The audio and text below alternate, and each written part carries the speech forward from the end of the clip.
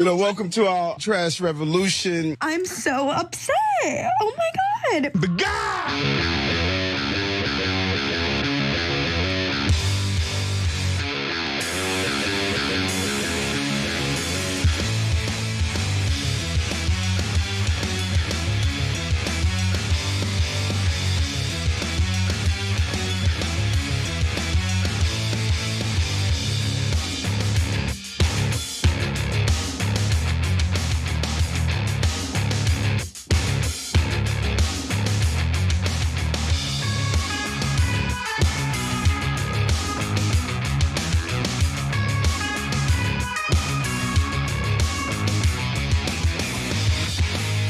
Welcome to the Young Turks. Cenk Uygur, John Idaho with you guys. John is, of course, the host of Damage Report. You should also check that out on YouTube and everywhere else where we broadcast. Big show ahead for you guys. Unfortunately, we have more updates on Israel's quote-unquote full conquest of Gaza, which has begun, and their latest absurd, totally over-the-top excuse, which everyone in media will repeat as if it is true. Okay, so you buckle up and brace for impact on that, but it is over the top. Okay, and then a little bit later in the program, JD Vance changes the flow of a river to go vacationing, like literally. But hey, waste, fraud, and abuse. So that's later in the program. Okay, today's a special day. What we're gonna do is we're gonna carry the bonus episode live for everyone, whether you remember or not. And then I'm gonna interview the foreign minister of the Uyghurs. Believe it or not, that is not me, okay? We're talking about the actual Uyghur people, and the foreign and security minister of the Uyghurs exists, and he lives in Oklahoma. And so you're gonna get to hear about that, and unfortunately, that particular genocide that's actually happening in China later on today's show. All right, John. I think if you'd asked me where he lived, I think Oklahoma would have been the last place that I suggested, actually. So good hiding spot until we revealed it. But anyway, yes, a lot of over the top things going on. Why don't we start with tariffs, which are also over the top?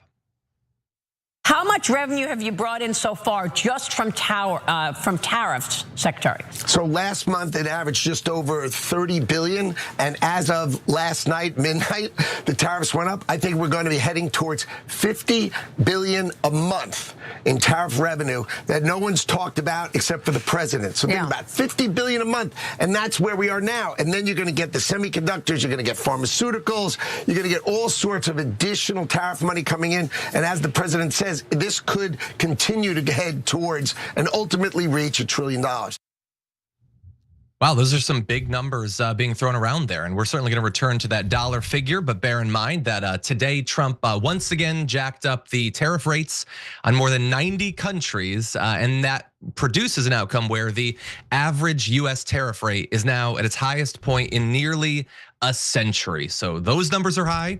Right there you saw Commerce Secretary Howard Lutnick talking about how he expects that soon tariffs will bring in $50 billion in monthly revenue, even before the semiconductor stuff. And that's a really high number. And also you don't generally see this on the news very often. Very rarely do politicians come out and brag about how much they're gonna tax their voters. It's a bold strategy, but he's going with it. We'll return to his claim about the dollar figure there, but first here's a map of where tariffs have been jacked up even more. And you can see in the orange, there's a new higher rate. In the yellow, there are upcoming deadlines, like in Mexico, where the deadline was not going to be delayed until it was delayed the day after Trump said that. China as well. And in the blue, you have the deals that Trump made, the 90 deals in 90 days, which worked out to something like 5 or so deals across more than 100 days. And so some of these increased tariffs are very significant. So Brazil got an extra 50% because Donald Trump doesn't like that his buddy Bolsonaro is being prosecuted, and so he's using American trade policy as a tool to meddle in the judicial system of a foreign country. You have some rates where it's not that much higher than what's considered the baseline of 10%. So for instance, in Japan and South Korea, the EU, that's at 15%. Places like Taiwan and Vietnam Vietnam are at 20%. But the important thing to know is that there is nowhere on the entirety of the Earth's surface where there's not a tariff that is higher than it was before Donald Trump. And so no matter where Americans buy things from, we will be paying more. 10% in some places, 50, 100% higher in other places. And right now on average, it's at 18.6%. That is the highest it's been since 1933. Generally, it's somewhere around 2 to 3%. And so Donald Trump has times 9'd that on average. And you saw Howard Lutnick there trying to pitch this as a good thing. Money is going to be flowing into the US government's coffers from all these tariffs. And Donald Trump is trying to make the same case. He's very excited about this, saying reciprocal tariffs take effect at midnight tonight. Of course, they're not reciprocal tariffs. They're just new tariffs he's putting on. They're not in response to other tariffs. That's not what that word means. And he says they've been taking advantage of us. And by that, he means that we have a negative trade balance with many of these countries. And he doesn't understand that we, being a far wealthier country, will naturally have a negative trade balance with poorer countries. He thinks this is a personal insult. It's just a sign of high American spending power. But anyway, he goes on to say 15 minutes later, it's midnight. Billions of dollars in tariffs are now flowing into the United States of America. And the money is flowing. They did collect last month about $30 billion in tariffs. But importantly, the money isn't flowing into the US. Those checks are written by importers in the US. They are going to have to pay the United States government for what they import. And generally they might get some from the corporations in exchange for that, but the corporations are almost certainly going to jack up the prices to make up for that. And if they do, then the price increases are going to be passed on to the American taxpayer. And so in the end, what you effectively have is they have this ever increasing number, 30 billion, 50 billion. But we're paying for that. And it is not just a new tax on the American taxpayer, but it's a regressive tax. The more of your income that you spend, which poorer people do, richer people don't, they save most of their money, you're gonna be paying even more of this. And so at the same time, Cenk, that they cut the taxes on the wealthiest, they're now bragging to their poor voters about how much extra they're taxing them. And I really feel like the Democrats need to figure out a better way to get that across, because it seems like a massive missed opportunity. But what do you make of it? Yeah, so I'm gonna shock the world and you by saying that I'm gonna fess up to something that I think I was a little bit wrong about. Okay, so that's coming up in a little bit. And then I'm gonna nevertheless make a new prediction. Be fun for everybody. First, all right, so look, these tariffs are totally unsustainable. So they won't last, there's no chance. So I had said that in the past and I was right about that. He put up 145% tariff on China, or threatened to, and then it lasted about 13 seconds because that's mental. And then he's like, I'm taking it back because I'm getting very strong concessions. China's like, we didn't concede anything. India says now they're going to fight him to the end of time. Obviously Brazil's like 50%. What the hell is this? Okay, and why? Because you have a bromance with the corrupt politician that robbed this country blind. I don't care, how much you love corruption in America and Brazil, but a 50% tariff is like totally random, kills all trade, is insane, right? But if you thought 145% was bad, on August 12th, he's promising a 245% tariff on China. What's the point, right? Like, once it passes 200, Cenk, I'm not gonna buy as much Chinese stuff. At 199, I'll do it, but. Okay, I'm gonna give you guys a sense, right? So let's say you had a 15% tariff on something that costs $1,000. It would go up to 1,000, like if all of it is passed on to you, and the great majority is, right? So it would go up to $1,150. Well, now you're really uncomfortable about buying that thing. You had about $1,000 in your budget, now they're adding $150, that hurts, and you're paying it, right? Okay, now if you had a 245% tariff on that same $1,000 product, it'll be $2,450. And absolutely no one will buy it. Like, of course not. It's insane. Nobody's gonna buy it, right? And so whether it's like, in fact, I might have done the math wrong on that. Might be even more. Anyway, whether it's 2,450 or 3,450 is totally irrelevant, because once you get past a certain barrier, right? I mean, what, max 20%, et cetera? People stop buying it altogether, right? So we have not fully hit the impact of these tariffs at all, because the major tariffs just started today, right? But on top of that, all the companies had been hoarding products, imports, because they knew the tariffs were coming. So they also have some stock ready to go, and they're hoping that they won't run out before Trump changes his mind again, or before it's Taco Tuesday again. And he's like, well, yeah, I said 45%. I mean, I meant 2.45%. Right? So it's not totally unsustainable. Been right about that from day one. Absurd, right? One more thing about how much you guys have to pay. On average, this is insane, and goes to John's point. The average, according to Yale Budget Lab, average American is going to have to pay $2,400 more because of these tariffs per year. $2,400. That is an enormous tax on the average American, and a regressive tax. Like, the billionaire doesn't care about the $2,400 at all when he's buying bubble gum and t-shirts and sneakers, right? But $2,400 to the average guy is backbreaking. Remember, 40% of the country can't afford an extra $400 hit. What are they gonna do with an extra $2,400 hit? Okay, so John, did you pay attention to any of that, or were you just looking forward to the part where I admit I got something wrong? No, I thought you were gonna surprise me. I didn't know you were gonna surprise me with something wrong. You already had my interest, but I forget the rest of that quote. It's been a while since I watched it. What were you wrong about? Yeah, so I thought the tariffs were largely, not exclusively, because Trump's believed in them for a long time, and we showed on tape. He's been talking about them for decades, because he's an idiot and thinks that since there was no income tax in the 1890s, because of the tariffs, you could just get rid of the income tax. So I know all that, but nevertheless, I thought it was largely a trick to say, oh, we're gonna get a lot of new revenue, so don't worry about that $4 trillion in extra debt we're gonna pile on because of the giant tax cuts. And hence, once the tax cuts had passed, he didn't need that excuse anymore, and he largely dropped the tariff talk. But he didn't. So, okay, you got to own up to things you got wrong. Facts matter, okay? So that was my educated guess, and I told you guys not a fact, but a prediction or speculation or a guess, and that guess was wrong, okay? It turns out that Trump is really mental about tariffs.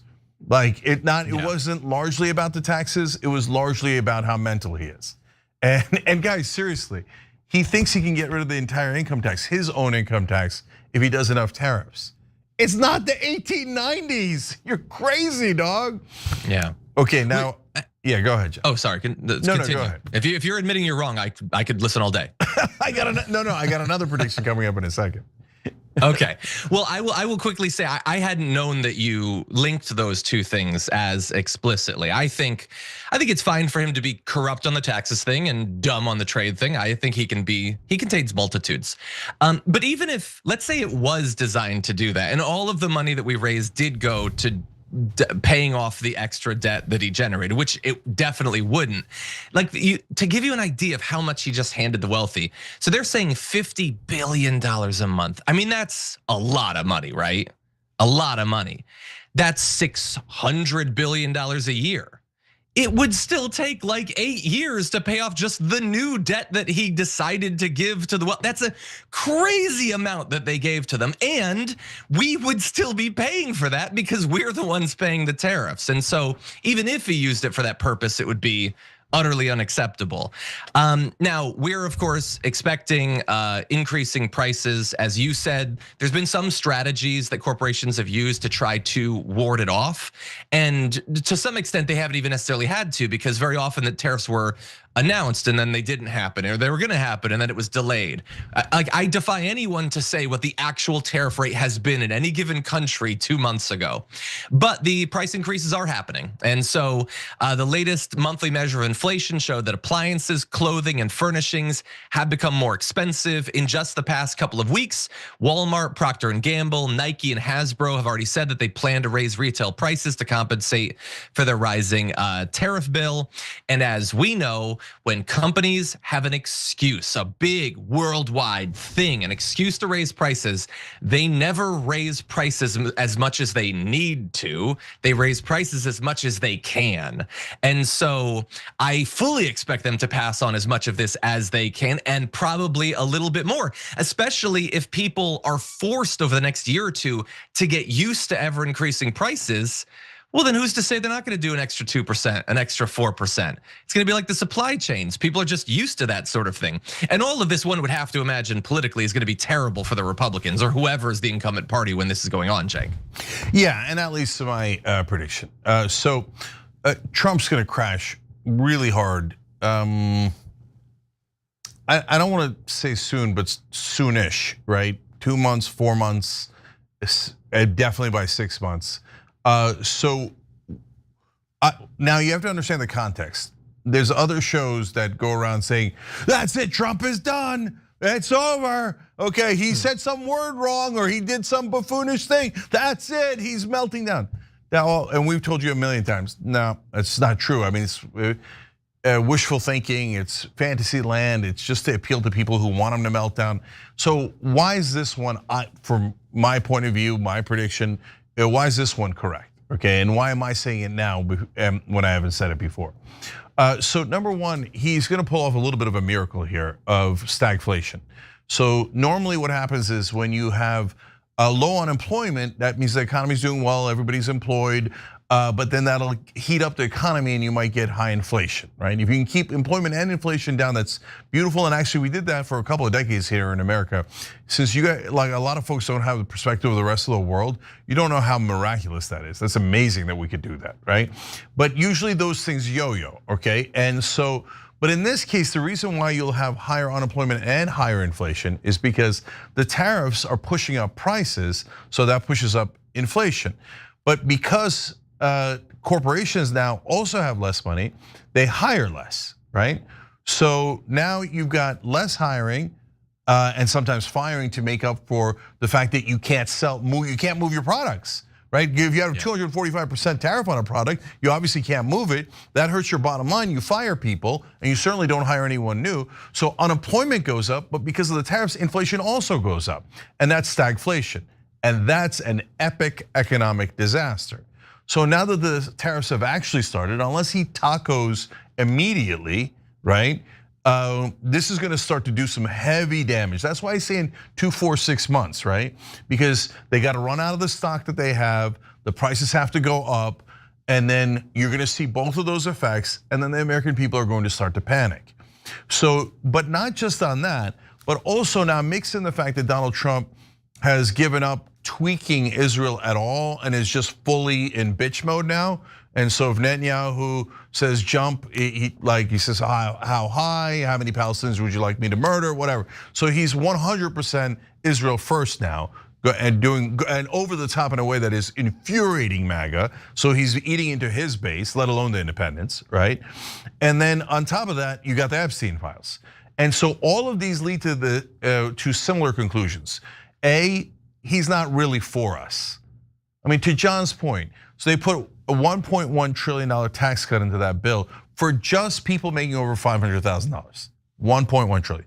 So even if all these tariffs, quote unquote, work, they raised 600 billion while creating stagflation and all the other disasters, but they raised 600 billion. That's coming from the average American who's spending $2,400 extra every year. So you have to have 2 years of you guys paying about $2,500 a year in extra regressive taxes, and all of that will then go to the rich. People making about $500,000. Look, you could do marketing and you could do propaganda for a little while, like, oh yeah, no, Israel's not killing anyone in Gaza. It's all lies, until we all see the starving children, right? And you could say, oh yeah, the tariffs, they're not gonna create unemployment or inflation, and they're gonna create nirvana and Xanadu, right? And that'll go for a while until reality hits. And when they go to Walmart and prices are much higher, and then their cousin lost his job, It doesn't matter what you BS them with. It doesn't matter what kind of marketing you do. And by the way, if Trump's unsure about that, he should go ask Democratic leadership. Oh, we're going to pass this or we're going to pass that. We're not going to pass anything. We're just messing around with them. The donors told us not to pass anything. And how'd that work out for the Democrats? Reality has a way of catching up with you after a while. Yeah, and I'll just quickly say it's pretty amazing that they're choosing to do this when they just won largely on these issues. Like, it's not even like we criticize Biden for not doing enough coming out of the pandemic to fix the problems, to fix the inflation, all of that. But we know that at least there were exogenous shocks. Trump is totally just choosing to do this. He didn't have to. Nobody was demanding this trade. I mean, maybe some of his voters, I guess, because they understood it as little as him. But like, he just is choosing to double down on high prices, inflation, the same stuff his base was so angry about, and that enough independents were angry about, that they put him back in power. It seems like the strangest political own goal maybe of our lives. I don't know if I'll ever understand it. No, I understand it. Just real quick on that, John. Look, it's the donors, period, right? So he says, oh, we're gonna release the Epstein files. And then he gets in, they're like, no, you're not. And he's like, oh, no, I'm not. They suck, they don't even exist, right? I'm gonna stand up for America first. And then gets in office, the donors are like, no, you're not, Israel first. He's like, yeah, sorry, I don't know what I was thinking about. Israel first, America third or fourth, right? And on and on and on, right? So the reason why he's doing the exact opposite of what he promised is the same reason why Democrats do the exact opposite of what they promised. The donors, they lie to you to get your vote, and then once they're in office, they're like, I'm not doing any of that. Where's the corporate subsidies? Let's increase those. Happens every time. It's almost enough to make you think we should try actual economic populism rather than just right-wing identity populism. It's almost enough. Rebellionpact.com. But anyway, we should probably take our first break. Why don't we talk about an economic populist on the other side of this?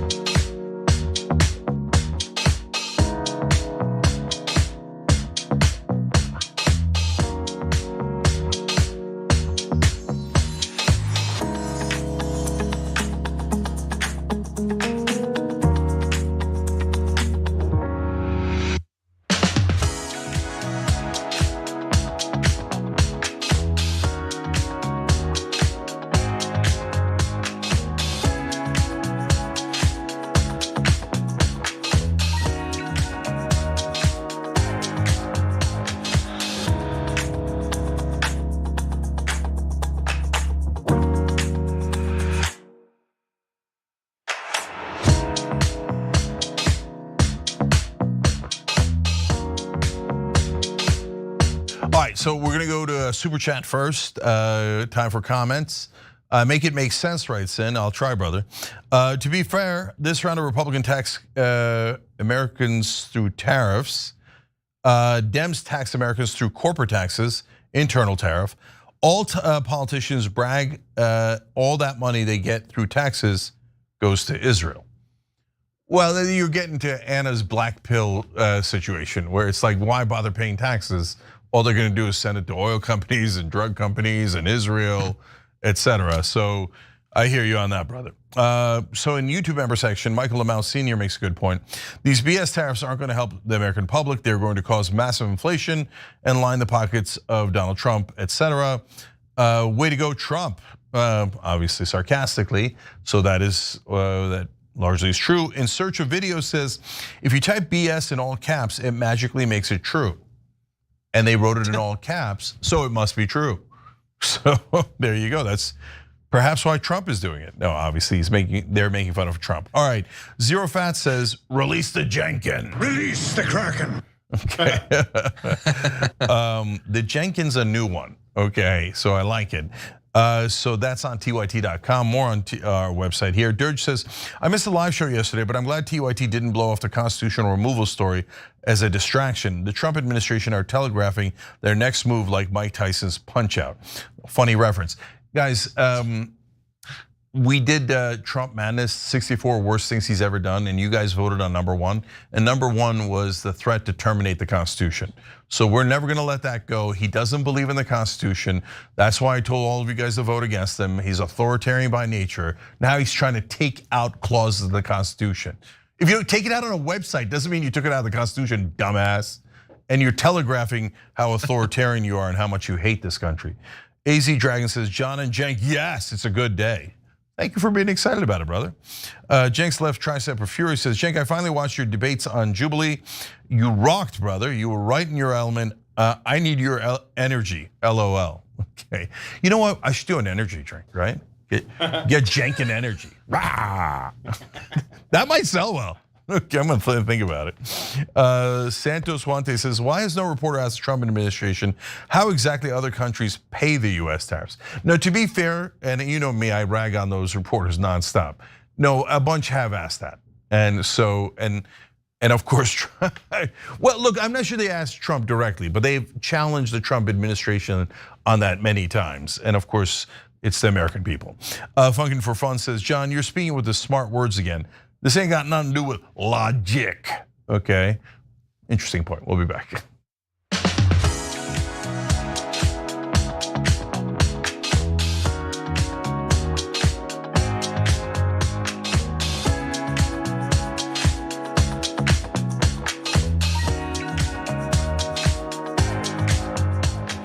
Oh, I'm sorry, I was just going through our new Substack. All right, seriously, check it out. tyt.com/Substack. It redirects you to our account on that platform. tyt.com/Substack. We're on there. It's been around a week, so check it out if you can. I'm doing exclusive videos there, so that's a good reason to go among others. Well, if you like my videos, but you are here. So, anyways, and by the way, John's shirt is the ceasefire shirt, and that's on shoptyt.com, and a portion of the proceeds goes to the Palestinian Children's Relief Fund, okay? So, all right, yes. John, what's next? Yes, although I'm wondering now if we need another one. There's no ceasefire, it's not gonna happen. Maybe we need an end the cleansing shirt or something like that. But anyway, we will get to that later in the show. First though, let's talk about this. I would be remiss if I did not directly address some of the news that we saw come out just a few hours ago, which is that the president of this country, Donald Trump, has been coordinating with Andrew Cuomo in direct conversation with the former governor. It is Trump billionaires who have been opposing our campaign's vision for a city that New Yorkers can afford. Yesterday, Zoran Mamdani addressed a recent report in the New York Times that stated that President Donald Trump could get involved in the New York mayoral race, or in fact, to a certain extent, has already gotten involved, and he clearly has a dog in that fight. We're gonna give you all the details of Trump's apparent conversation with Cuomo, but first, Cenk, what was your reaction to this? Did you see this one coming? Yeah, I don't know why he's underselling his endorsement by 50 Cent, who was in that press conference with him. Okay. I don't know if that joke is allowed, but I just made it anyway. Okay, okay, seriously, guys, we're asking you a question on tyt.com, place where all the cool kids are. Will Trump's involvement in the New York City mayoral race make it more or less likely for Zoran to win? I have a very strong opinion on that, which I'll share with you in a minute. But this goes to prove exactly the point I was making, John, on my Jubilee Surrounded episode. Democrats and Republicans, they're classic, establishment politicians, and yes, I hate to break your heart, but Trump is now a classic establishment Republican politician, are birds of a feather. All of a sudden, when economic interests are involved and donor interests are involved, they magically agree. Cuomo and Trump, who've been fake fighting for all these years, are now smooching over how much they're like, oh, I'm done, he's gonna raise taxes on our donors and doesn't even bow down to Israel. We have to defeat him. Oh, look at that. They totally agree. Yeah. It could be that. It could be that Cuomo maybe has some secret legal issue that he knows the Trump DOJ would use against him, just like Adams. We don't know for sure. But what we do know is this report from the New York Times, they had 8 anonymous sources, which look, I'm glad that they're double and triple checking, but once you get to like 5, that's good. You don't need any more sources. You've been ethical. In any event, they spoke to a number of people who said that in recent weeks, Trump has been quizzing Republican congressmen and New York businessmen about who can take down Mamdani. And apparently, in recent weeks, Trump has spoken about the race directly with Cuomo. Apparently, also, donors and allies of both Adams and Cuomo have pined for weeks for the president to intervene, arguing that Trump, a lifelong New Yorker with strong views about how the city should be run, could play a role in consolidating the anti-Mamdani vote behind a single opponent. And yes, Trump did live in New York for many years. He's also badmouthed it really viciously for the past few years, but still their loyalties lie along class lines rather than like NYC pride lines. Trump has denied this story. He was asked in the Oval Office if he'd spoken with Cuomo. He said, I haven't. No, I haven't. But the issue with that is that he is the biggest liar in American political history. So it doesn't mean anything that he said that he didn't. He also said he hadn't approved Tulsi Gabbard's attempted hit job on Obama and the Russia story, but he did give the okay for that. So not a lot of credit can be given to what he says. Cuomo's team, on the other hand, like half denied the story. So in a statement, a spokesman for Cuomo said that Cuomo and Trump have not spoken in a while, but did not clarify what a while meant. As far as I know, they have not discussed the race, okay? And since that story came out, Cuomo has taken to Twitter to attack Donald Trump, to give the facade of independence from our dear leader, and at the same time has argued that it's Mamdani who won't stand up to Donald Trump. He tweeted, Donald Trump would go through the no-show assemblyman like a hot knife through butter. And I'm learning that when Andrew Cuomo has come up with a line or a phrase that he thinks is good, he will run it into the GD ground, because I found tweet after tweet with no-show assemblyman over and over and over. And then on the knife through butter, he later tweeted, as usual, you're short on facts and long on nonsense, talking about Mamdani, and said, while I'm here, let's be real. Donald Trump would go through you like a hot knife through butter. You would be a dream come true to the Republican Party. But I think that that's sort of undercut, Cenk, if the head of the Republican Party is desperately trying to figure out how to get you to win. What do you think? Yeah. Oh, Donald Trump's gonna go through you like a hot knife through butter. Well, for me, I don't have to worry about that because we're best friends. I don't think that that's the win you think it is, okay? So look, there's a important warning I'm gonna give you guys on what I think they're gonna do and why. Like, don't get too cocky. They could still pull this out in 100 different ways, okay? But this idea that Trump is gonna help Cuomo is, I mean, honestly, idiotic. There's only one saving grace, and I don't know that they actually talked about what I'm gonna suggest in a second. Okay, but otherwise, it's an albatross around his neck. Eric Adams got a pardon from Donald Trump, and his polling fell down to 6%. They're not in, I don't know if they know this, they're not running for the mayor of Tuscaloosa. They're running for the mayor of New York City. It's one of the most liberal, progressive cities in the country. Oh yeah, I got this on lockdown. I'll get Trump's endorsement and that'll help me win Vermont. What? No one. Oh yeah, San Francisco loves Trump. Like what? Do they not know any politics? That's so weird and insane, right? And it's not like it's around the edges where you're like, well, actually Bernie could help you in West Virginia. No, it's like campaigning with Hillary Clinton in West Virginia. Like it makes no sense. So yeah.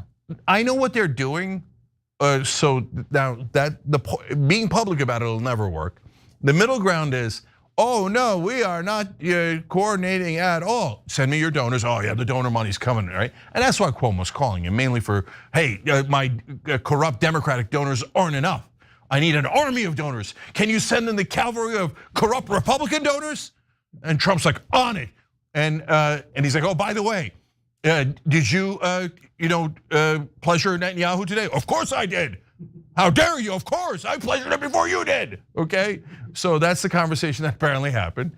Maybe over dramatizing a little bit there. Okay, had trouble spitting that one out.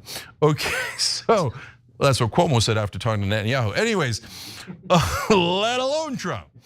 Okay, so but the part where I go, at some point, sometimes I get a little bit afraid to say these things out loud for fear of giving them an idea, but they're gonna figure it out eventually. They're gonna offer Eric Adams a very lucrative private job in the private sector. Wall Street is all of a sudden going to decide that he has a lot of financial expertise. And in a cushy, beautiful, giant office, which ironically he'll never have to go to, right? And so he's gonna find his way out of the race when one of the donors figures out giving him a couple of $1 million for a couple of years is gonna do the job, right? So that's how they'll spend some of the donor money, and then Cuomo will pick up Adams' vote. I thought they might do the same thing, John, with Curtis Sliwa, but Sliwa looks like he's kind of dug in. He's the Republican goofball, the guardian angel guy. I mean, look, I ran for president when I wasn't born in this country, but I think that has a better chance of winning than a guy wearing a beret for any office in the country. That's entirely possible. Look, in terms of the polling, if they get Eric Adams to drop out, and if all of Eric Adams' vote goes to Cuomo, which I imagine the vast majority would, perhaps not all. I don't know how that shakes out in the overall voting. Right now, Mamdani still has a big lead. But one interesting little tidbit that we can end on is all of them, including Cuomo, are constantly trying to make the case that Mamdani is anti-Semitic. Many Democrats are trying to make that case, and their argument seems to be, I mean, look at him. He's gotta be. And it doesn't seem to be working, thankfully.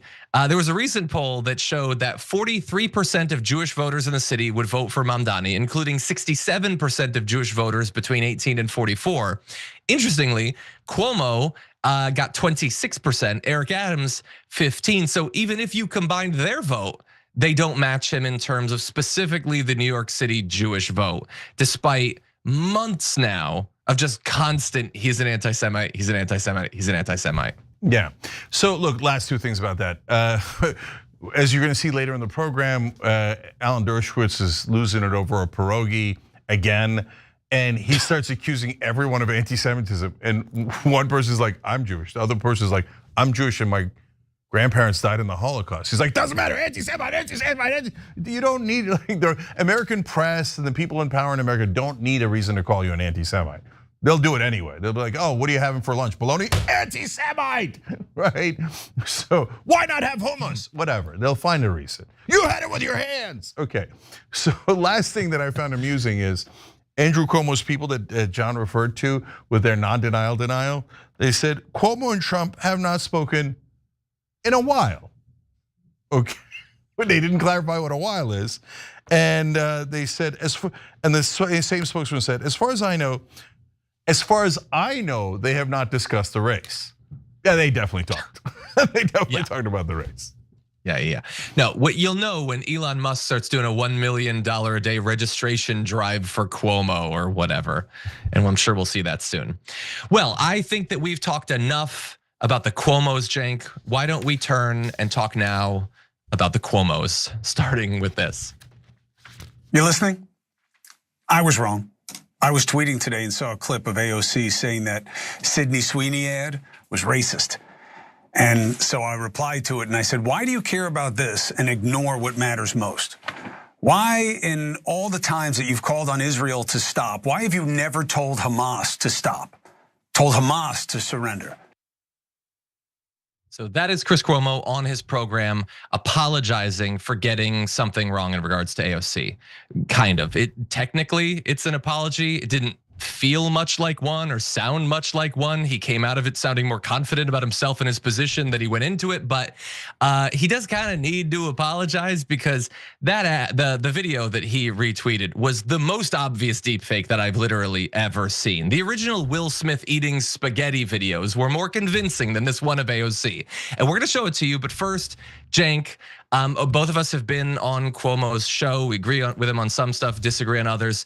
He's really doubling and tripling down on this whole thing with AOC. Yeah, there's a couple of different things here.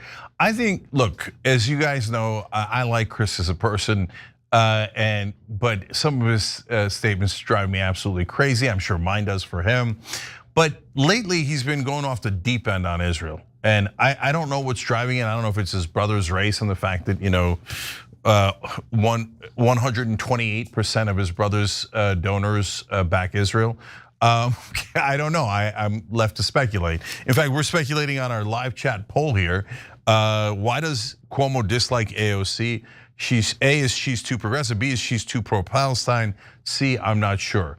I kind of want to vote for all of them, so I guess I'm not sure. But I think that the Israel thing might have to do a lot with it. But so, by the way, watch the show live at 6 o'clock every day, and then you get to participate through the chats, etc. Too progressive. Maybe you guys are right. I'm not sure.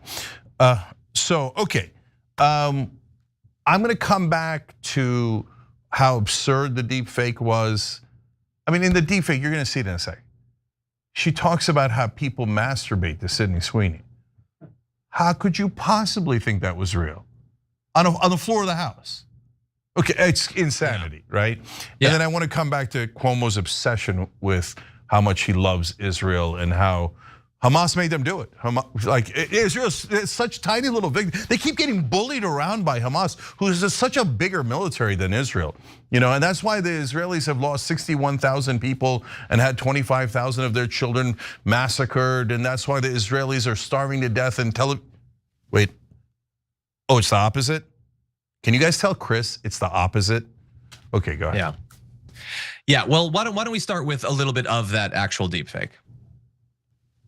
Sydney Sweeney looks like an Aryan goddess, and the American Eagle Jeans campaign is blatant Nazi propaganda. Skinny, attractive, blonde-haired, blue-eyed cisgender women descend from the slave daddy oppressors of this nation, and any man who cranks one out while thinking about a woman like this probably hates black people, probably hates gay people, and they certainly hate the diversity of our great nation.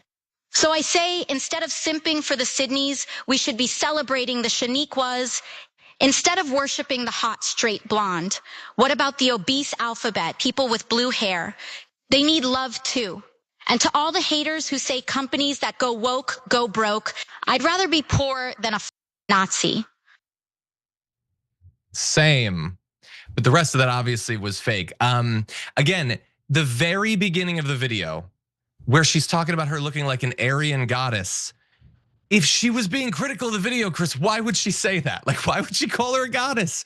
Why would she talk about her swinging fun bags on the House floor? It's the most, like, her mouth was like, Conan O'Brien used to have like a still image of a celebrity and then a person would do the lips on a green screen. That's more convincing than this deep fake. And Chris Cuomo was like, I buy this. I'm running with this.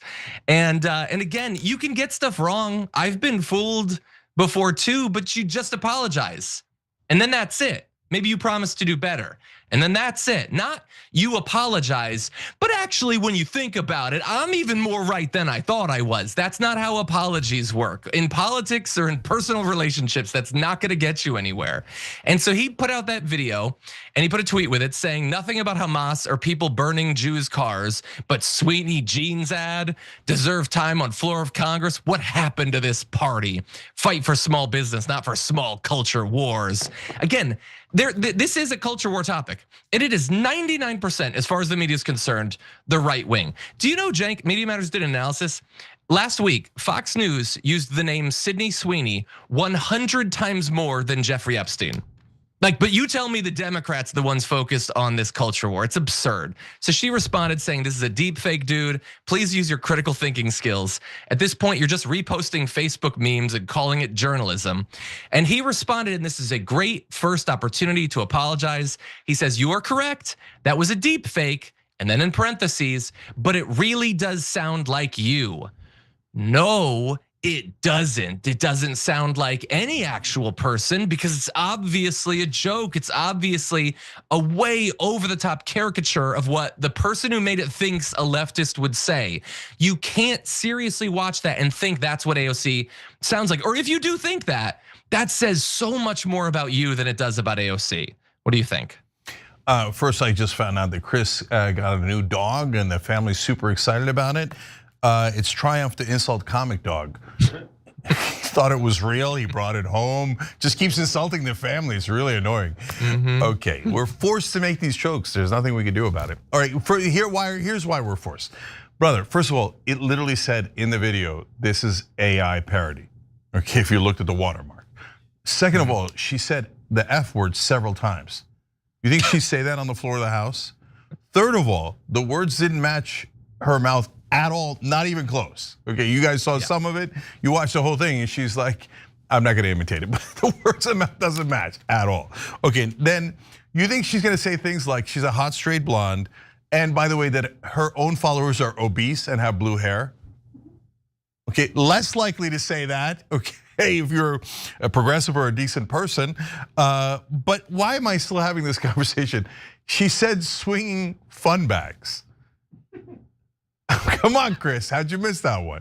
Okay, come on. That is a statement that is not likely to be made on the floor of the House. And AOC could live 200 lifetimes and never say that phrase.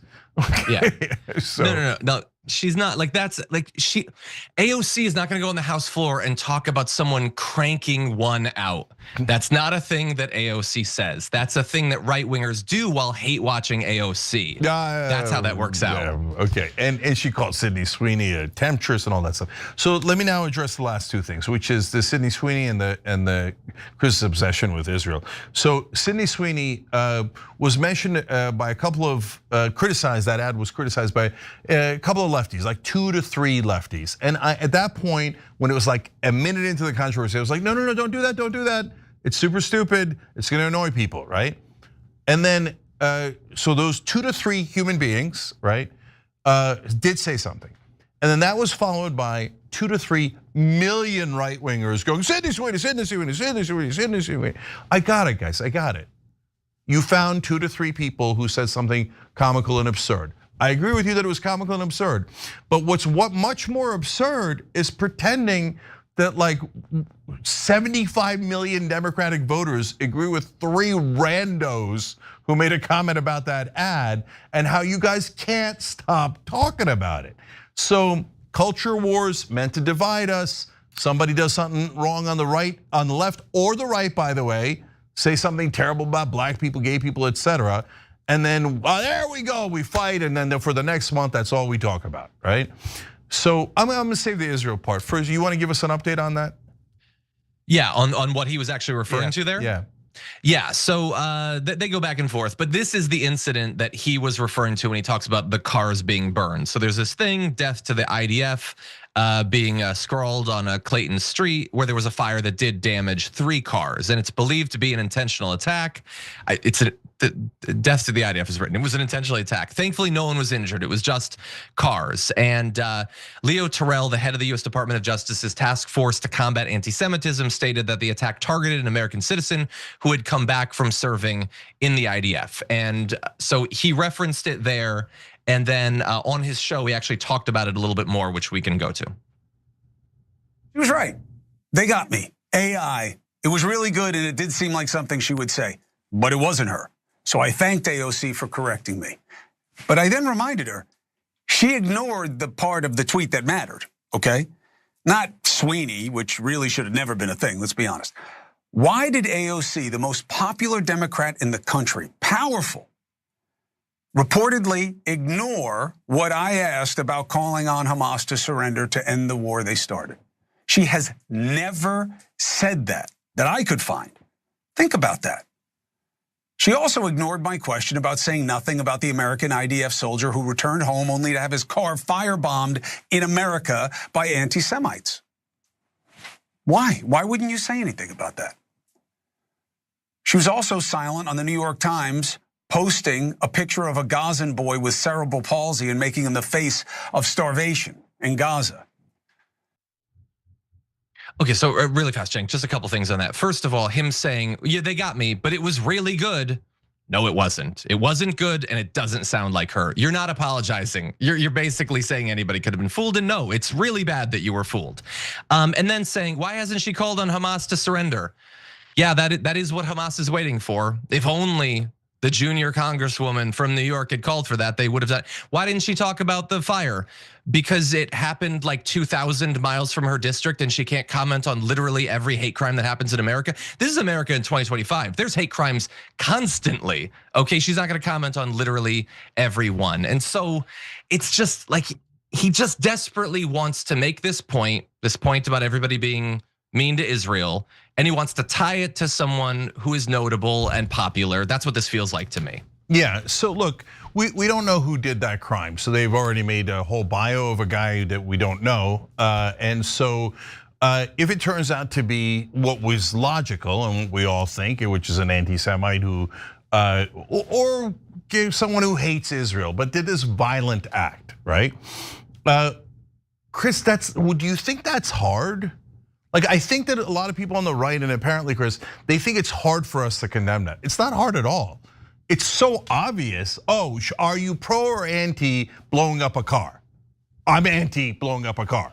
Is that like a bit like, do you think that we are pro blowing up a car? And do you think it's like a controversy or something? It's not a controversy. Of course you shouldn't do that, obviously.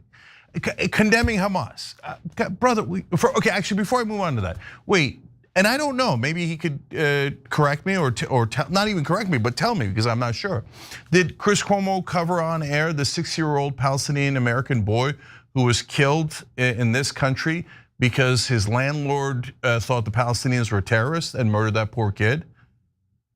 Did he cover the Israeli supporter who ran over peace protesters by Columbia with his car?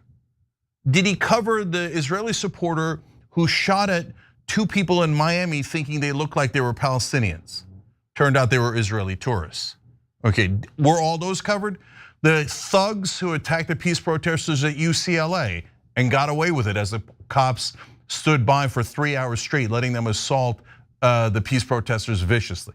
Maybe he covered 1 or 2 of those. Did he cover all of them? Did he make a giant big deal out of it? Because if we're gonna go crime for crime, I mean, there's so many more. And then if you get into Israel, the crimes of Israel are 1,000 times. Did he cover every starving child? I mean, did he cover every child that Israel has murdered? Well, no, of course not, because that would take his entire show every day, 8 times a day, right? But no, beloved, tiny little victim Israel. Little victim Israel. I mean, they only slaughtered 61,000 Palestinians at a bare minimum. So, okay, now on to Hamas. They always think this is such a big gotcha. Do you condemn Hamas? Yeah, I do, it's easy. Okay, check, okay. Now, let me ask you something in return. Israel has murdered 50 times the number of civilians as Hamas, and over 500 times the number of children as Hamas. So do you condemn Israel? Okay, I'll wait the rest of my life before any of these the lovers of Israel's genocide turn around and go, oh, you're right, Israel's 50 times a terrorist Hamas are. What they'll do instead is, oh no, how dare you say that? Don't you know Israel is the greatest moral country in the world and our special ally? We owe them all of our money. We owe them a genocide. We owe them murdering all the Palestinian kids and us cheerleading on the side. We don't owe them anything. I don't know a country in the middle of a genocide, murdering kid after kid, now starving children to death. So do you condemn Israel, Chris Cuomo? And to every Israeli supporter, do you condemn Israel? Because if you don't, you love terrorism. And that's just a stone cold fact. We're honest and principled. We condemn all the terrorists. For them, if you're a Muslim, I condemn you, terrorist Muslim. Oh, Israel murdering 50 times as many people. Bravo, here's more money. No, not mine. American taxpayers, you owe Israel. They haven't slaughtered enough Palestinian kids. They didn't intend to. That's why there's sniper shots in the head and the chest reported by doctors over and over again. That's why they dropped 2,000-pound bombs. That's why they cut off 8 to the point where nearly 200 people have starved. 90 children have starved to death. How could you do an unintentional starvation campaign? But nope, beloved Israel, beloved terrorist Israel cannot be condemned. But the real problem is AOC talking about city. Wait, she didn't even do that. So you see all of these distractions to protect a government that is doing genocide, inarguable ethnic cleansing and genocide. In fact, today they announced, yeah, we're taking over all of Gaza. And by the way, here's a new prediction for you guys. When Netanyahu today, was covering it later in the show, said, oh, we're gonna take over all of Gaza. Then later, we'll give it back to the Palestinians. I guarantee you Cuomo's on the air tonight going, oh, of course they will. They're such humanitarians. After they remove all the Palestinians and they slaughter way more of them, tens of thousands, hundreds of thousands, then after they murder and move and ethnically cleanse all of them, then they'll give it back. Are you really gonna say they're gonna give it back? Come on, man. Go ahead, make one more ridiculous, ludicrous argument on behalf of a genocidal government, one after another, after another, after another.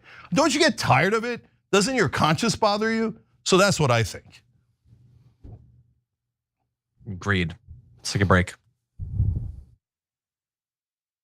My controversial non-political opinion is that it's overrated. Wrong.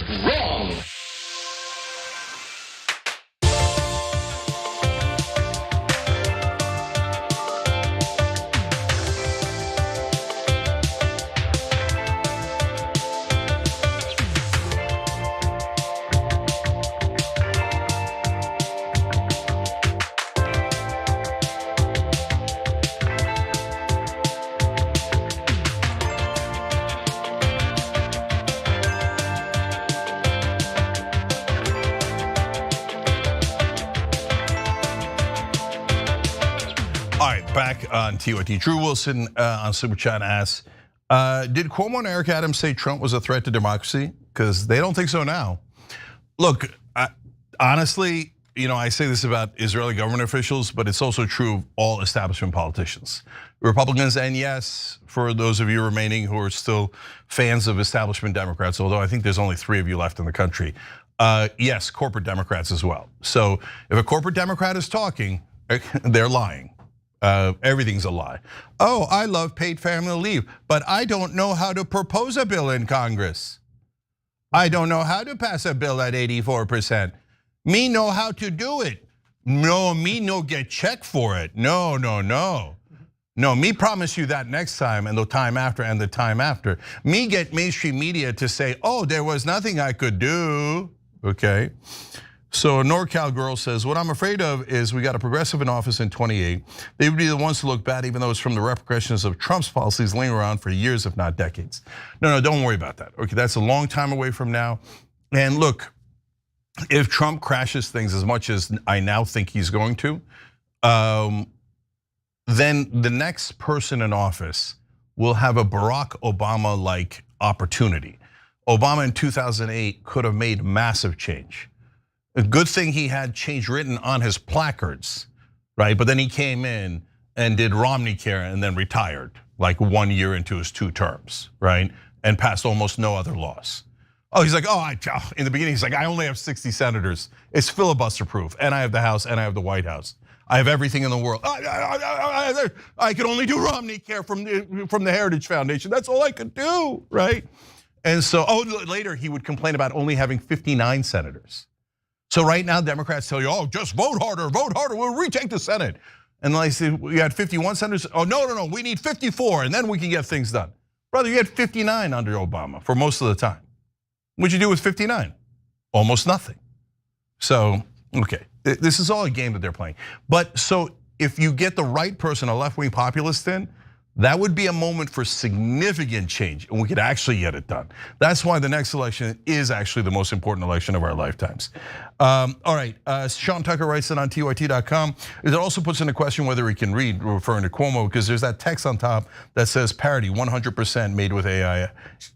That's right. Art Guy says, we're going to be seeing a lot more of these deepfakes and AIs going forward. It's going to get crazy, absolutely. They're only going to get better and better. You're not going to be able to tell what's real and not real. In fact, I'm AI right now. Art Guy said, I'm kidding, I'm not. But then wouldn't AI say that? All right, now hold on. Art Guy also wrote in, we didn't need a visual of Cuomo and Trump kissing, Cenk. We can't unsee that. Sorry. But do you apologize for Hamas? That was a Cuomo-like apology.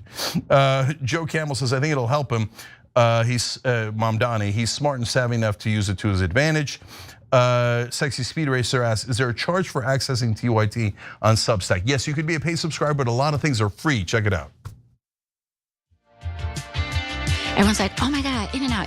And I'm like, my controversial non-political opinion is that it's overrated. Wrong.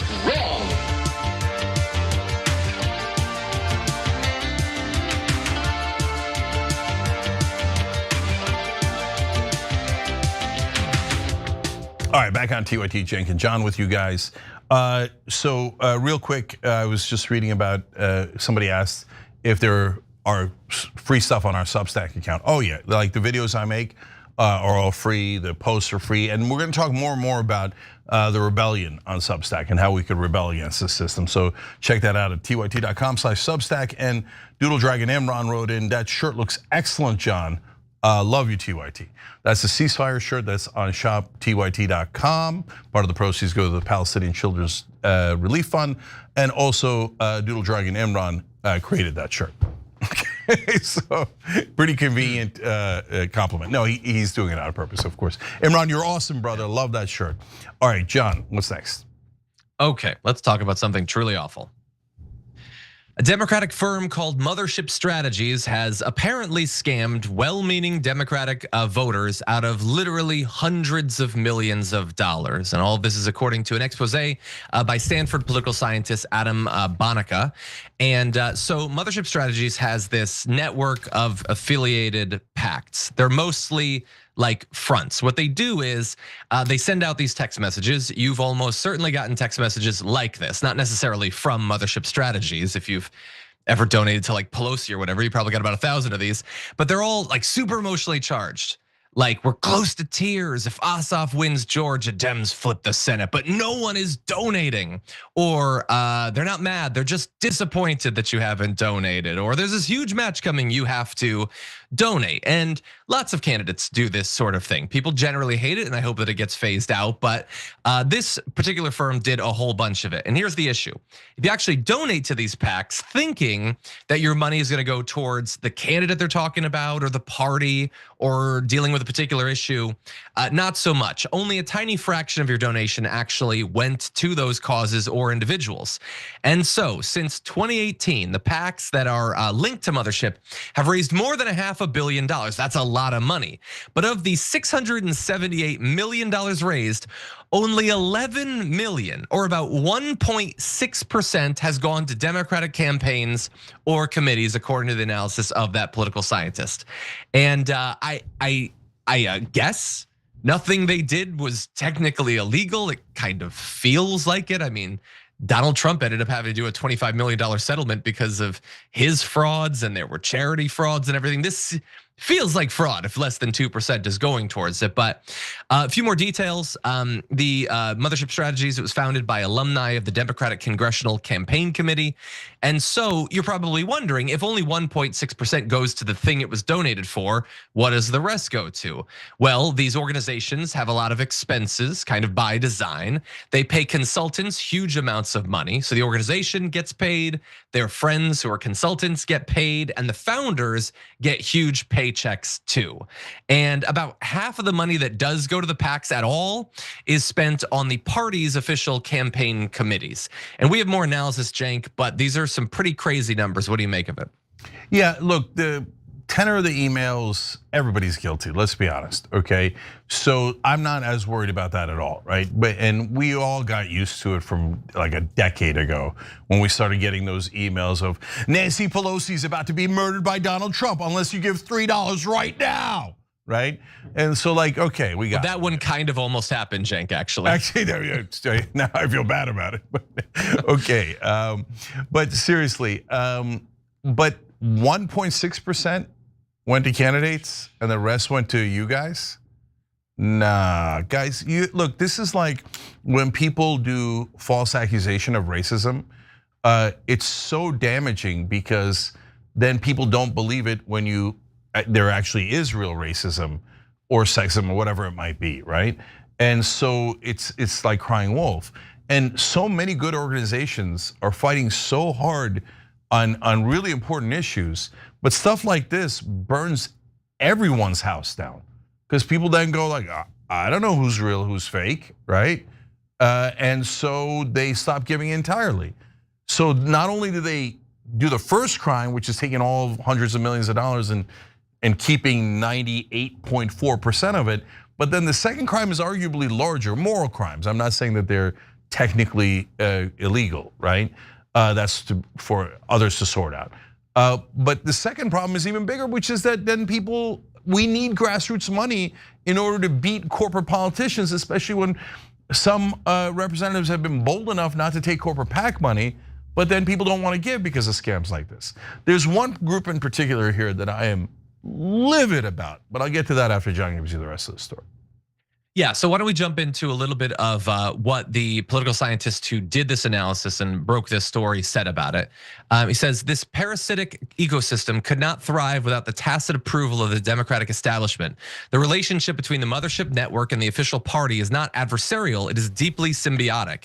The Democratic establishment itself is a client, actively hiring the firm at the heart of the vortex. And here's an example of how this actually works in practice. One of the biggest groups in the Mothership network, End Citizens United, presents itself as an advocate for campaign finance reform. But it was launched by Mothership's founding partners, Greg Berlin, Charles Starnes, and Jake Lipset, and has paid more than $16 million to Mothership and its associated vendors, while the small amount it has actually given to politicians has gone to those who serve the interests of the mega donors and corporate lobbying groups empowered by that exact Citizens United decision. And Cenk, I have no idea why this one in particular would bother you. Yeah. So look, I'm part of the movement to get money out of politics and have been proudly for long time. And so I formed Wolfpack back in 2011. I'm a believer in Larry Lessig's drive to get a constitutional amendment. He's a Harvard Law professor who wants to bring both sides together, right wing and left wing. We've both been saying that for 15 years now on that particular issue, because you need an amendment and you can't get an amendment without both sides agreeing. Too many blue and red states to be able to pass something that only one side wants, okay? So in the middle of that super earnest movement, there's a lot of groups, not just Wolfpack. By the way, fightcorruption.us, they're the most earnest people in the world. They're trying so hard to get money out of politics. That's a real place, fightcorruption.us, okay? So as we're in the middle of that movement, a while back, around the 2020 election, this group, at least that was the first time I heard about it, End Citizens United pops up out of nowhere. And I'm like, I never heard of them. And I ask around, and it's not just Wolfpack, there's a lot of great, wonderful, earnest groups trying to get money out of politics, right? And I might agree or disagree with their tactics, but I love that they're trying, right? So then I asked, you guys ever heard of them? No. And then End Citizens United starts giving money to like Cory Booker and Kirsten Gillibrand and every corporate Democrat. And I'm like, wait, what? I'm like, those are the corporate Democrats who love money in politics. Their entire career is based on money in politics. What are these guys doing? And it turns out this is what they're doing. Oh, God. There's so many greasy scammers in Washington, D.C. Look, I don't know the details of the story well enough to tell you, the people who founded this are wrong or guilty. I don't know. But I do know 1.6% is so unjust. It's maddening. And I do know that the people that they endorsed and supported, I don't know if they gave them money or if it was just an endorsement, to be fair. But I remember being shocked that they were backing Booker and Gillibrand and almost all the corporate Democrats. I'm like, I don't understand it. That's when I started to wonder, what the hell is this thing about, right? So I'm not making any legal claims, etc. But I'm just telling you, based on the facts of this story, it's truly disgusting the way that they are taking advantage of Democratic voters. And John, one last thing about that. This is like when Steve Bannon was raising money for a fake wall. There were no liberals or progressives or left-wingers given to Steve Bannon's fake wall. He was robbing his own supporters, right? And that's why his co-conspirators went to prison. Of course, he got pardoned by Trump. When Trump did a fake university, people came and thought, I'm gonna learn real estate from Donald Trump. He scammed the people who most believed in him. Also the same thing with Trump Charity, right? So the people who attack their own side and use them as their desire to do well, especially for people trying to get money out of politics. And they weaponize that good intention of those voters, weaponize it and use it against them. I don't know that there's anything worse than that. Yeah, that's grotesque. Okay. All right, guys, we're out of time for the first hour. When we come back, Israel says all-out conquest, and they have a new excuse. And the new excuse is unreal, and you will hear it thousands of times by the lying propagandists in mainstream media going forward. What is that new unbelievable excuse? We'll tell you when we come back.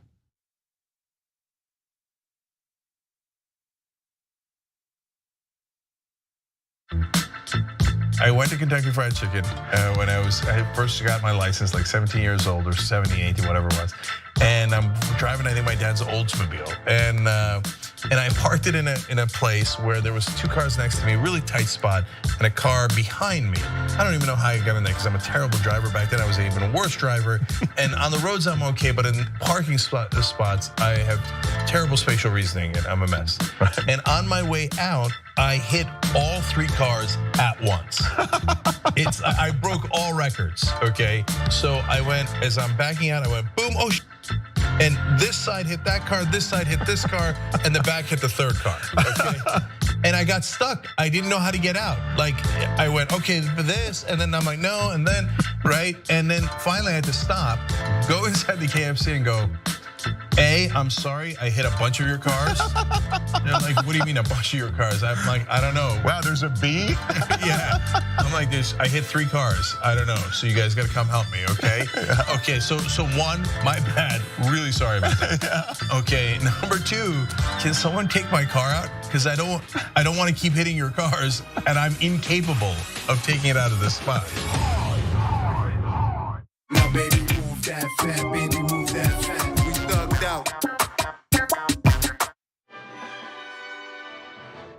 Hi, I'm Brett Ehrlich with Breaking News with Brett Ehrlich. This is Breaking News with Brett Ehrlich. Hi, Brett Ehrlich here. According to EPA head Scott Pruitt, climate change is not happening. He cited a meme on Facebook he saw. When pressed to back up this source, he said it must be accurate because the watermark said it was made by a scientist. So, your move, Truth.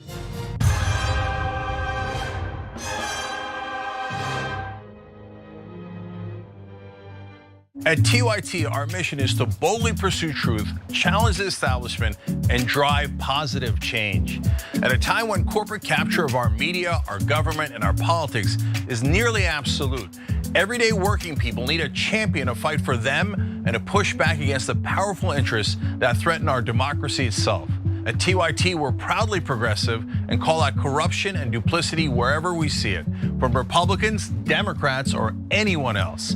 And unlike mainstream news media outlets, we're not beholden to corporate advertisers, to defense contractors, to Wall Street, or to big pharma.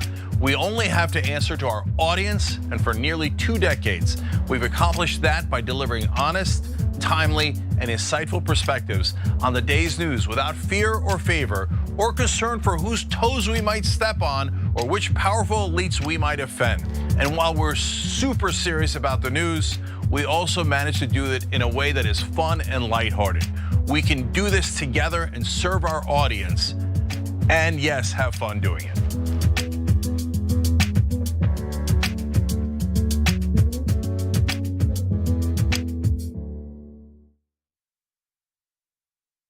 You are the media revolution. You are much needed. TYT, TYT. The place is like 95% TYT on.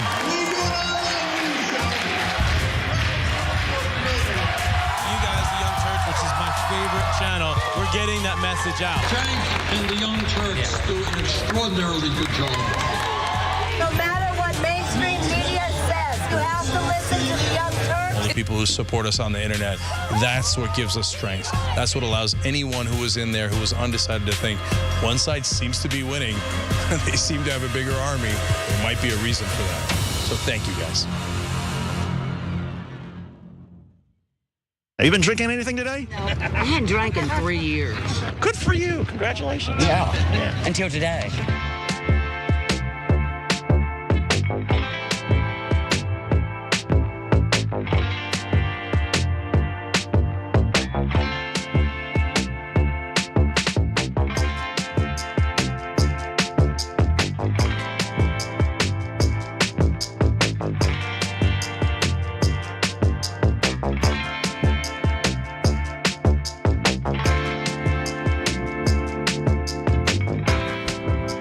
All right, back on TYT, Cenk Uygur and Sharon Reed with you guys.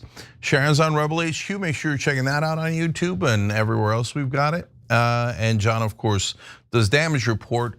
He's going to be on tomorrow, not only on the Power Panel, but also on his own show at 1 p.m. Eastern. All right, Sharon, what's next?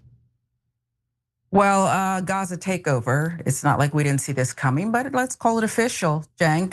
In an exclusive interview on Fox News, Israeli Prime Minister Benjamin Netanyahu is explaining what comes next for Gaza, the immediate future and long term. Will Israel take control of all of Gaza? We intend to, in order to assure our security, remove Hamas there, enable the population to be free of Gaza, and to pass it to civilian governance. That is not Hamas and not anyone advocating the destruction of Israel. That's what we want to do. We want to liberate ourselves and liberate the people of Gaza from the awful terror of Hamas. And you were in the Gaza Strip today. You met Palestinians who are fighting Hamas because finally they see that they have a future. They can rid themselves of this awful tyranny that not only holds our hostages, but holds 2 million Palestinians in Gaza hostage. That's got to end. Are you saying today that you will take control of the entire 26-mile Gaza Strip as it was 20 years ago to this month in 2005? Well, we don't want to keep it. We want to have a security perimeter. We don't want to govern it. We don't want to be there as a governing body. We want to hand it over to Arab forces that will govern it properly without threatening us and giving Gazans a good life. All right, so there you heard it. Hopefully everybody had their listening ears on. Netanyahu says he will take control of Gaza, but never fear, he doesn't want to keep it. Cenk, your initial reaction? Yeah, so in a little bit, I'm going to tear into this ridiculous, oh, we're not going to keep it. Oh, is it part of our greater Israel map? No, we're going to give it back. Sure you are. I mean, only someone as dumb as a mainstream media reporter would believe that outrageous lie, but we'll get back to that. But I want to mention two things he said in that short little clip there. He said, we're going to liberate the people of Gaza. Does it look like a liberation? I mean, maybe you're liberating them from their lives, but to paint Israel as the heroic rescuers of Gaza, I mean, we're going to get into George Orwell too in a second. But you know what, here, I'm going to say it now. I mean, Orwell, of course, as you remember in 1984 said, war is peace. We checked, Israel has said that. Oh, we're only doing this to bring peace. Freedom is slavery. So now we're imprisoning and setting up a concentration camp for the Gazans, for the Palestinians in southern Gaza, but we're liberating them. So their slavery is freedom and ignorance is strength. So that's why we don't allow any journalists into Gaza. And if there are Palestinian journalists, we murder them at a rate that the world has never seen. And that's true. About 200 journalists killed there, more than all of the other conflicts in the world combined, right? So I think that Netanyahu read 1984 as a how-to manual. So that's why he says absurd things like this. He says the 2 million Palestinians in Gaza are being held hostage by the Palestinians. No, they're being held hostage by you. How do I know that? Because you're the one cutting off the food to them. You're the one dropping 2,000-pound bombs on them. You're the one who murdered their children.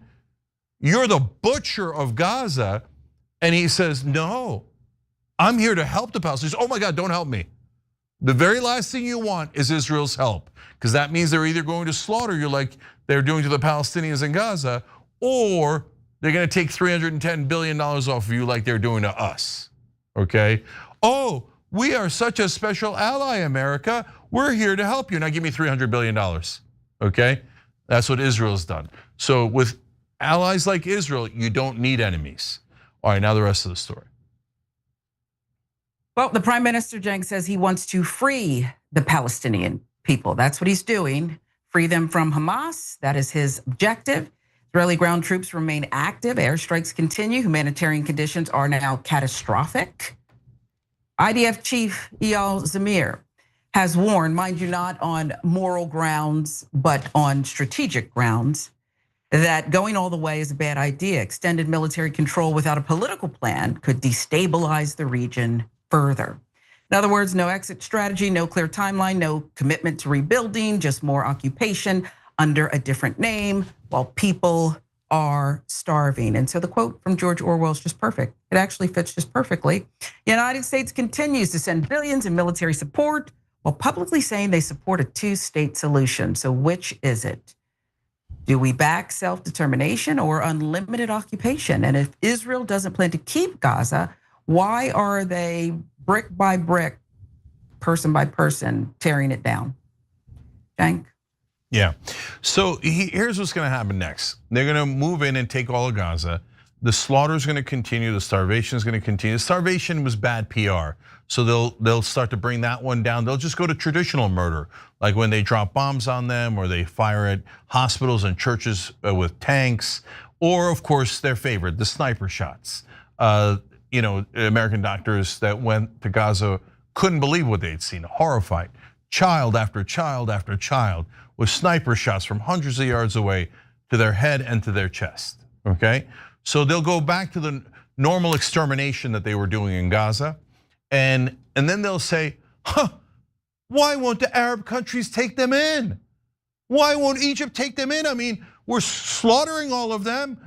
And so since we're slaughtering them, the only way they could live is if they go to Egypt or Jordan or other Arab countries. It's the Arabs' fault for not taking them from our concentration camps. Well, if they all leave, you're gonna steal that land. That's why the other Arab countries are saying, I'm not going to help you ethnically cleanse these people. So Jewish refugees during the Holocaust, they tried to run away to a lot of different countries, and most countries didn't take them, and it was terrible. And they were fleeing some of the worst atrocities in the world. And in fact, there was a ship that pulled up to Florida, and we didn't take the ship. And a lot of the people on that ship got shipped back and then died during the Holocaust. Okay, so it's heartbreaking. But if the Germans at that point had said, well, that's America's fault and it's all the other countries' fault. It's not my fault for killing them in gas chambers. It's not my fault for planning the extermination of Jewish people, and by the way, Polish people, Roma, LGBTQ, etc. It's not my fault for killing them. It's your fault for not helping me ethnically cleanse them from Germany. So that's the argument Netanyahu's making, right? And is going to continue to make. And then they're gonna try to push them out and say, look, you're either gonna die here, we're gonna find a way to murder you and your children, or you're gonna leave to one of these other countries, and then we're gonna make this part of Israel. Now, how do I know that? They've already said it. They've said it 1,000,000 times. Netanyahu brought a map to the United Nations that had West Bank and Gaza Strip as part of Greater Israel. And Netanyahu has said that Israel is going to control from the river to the sea. When a Palestinian says it, whether they mean it politically or otherwise, everybody's anti-Semite, cancel them, fire them, kill them, whatever, right? Netanyahu, and for the whole world, said, yeah, we're gonna take from the river to the sea. Everybody's like, that's okay. American media was like, no big deal. But he's actually doing it. It's not hypothetical and it's not political, it's military, it's a bloodbath. He's actually doing it and he said it. That's okay, no big deal. Beloved Israel, right? Come on, man. So if you're a sucker enough to believe that they're going to continue to slaughter those Palestinians, they're going to take 100% of Gaza, but then they're going to invite them back in and let them take Gaza? Come on, who's that stupid?